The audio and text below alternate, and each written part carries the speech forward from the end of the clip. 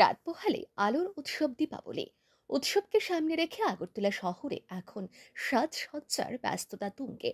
প্রত্যেক বছর এনে এবারও দীপাবলিতে যোগেন্দ্রনগর স্থিত ক্ষুদিরাম প্লে সেন্টারের উদ্যোগে শ্যামা মায়ের আরাধনায় ব্রতী হয়েছে।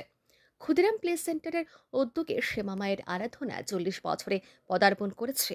এবার সেই উপলক্ষে বিশেষ কর্মসূচিও হাতে নিয়েছে ক্ষুদিরাম প্লে সেন্টার। রবিবার অর্থাৎ দীপাবলির আগের দিন পুজো কমিটির কর্মকর্তারা সাংবাদিক সম্মেলন করে জানান, এইবার ক্ষুদিরাম প্লে সেন্টারের যুবকরাই এই পুজোর আয়োজন করছে। অভিভাবক হিসেবে আমরা তাদের পাশে আছি। এই পুজোর মূল ভাবনা হলো অপারেশন সিন্দুরের ভারতীয় বীর যোদ্ধাদের প্রতি শ্রদ্ধা। প্রয়াত সঙ্গীত শিল্পী জুবিন গার্গকে শ্রদ্ধা জানানোর পাশাপাশি এলাকার প্রবীণদের সংবর্ধনাও জানানো হবে বলে জানান তিনি। এই ক্ষুদিরাম প্লে সেন্টারের পূজা এবার 40 বছর পদার্পণ করলো। এখানে আমাদের যে ইয়ং ব্রিগেড আছেন ওনারা এবার পূজাটা করছেন, মুখ্য ভূমিকায় নিয়েছেন। আমরা গার্জিয়ান হিসেবে ওনাদের পাশে আমরা আছি এবং আমাদের এই পুজোকে কেন্দ্র করে এই এলাকায় উৎসাহ উদ্দীপনার মাধ্যমে সবাই মিলে এই পুজোর মধ্যে আমরা অংশগ্রহণ করেছি।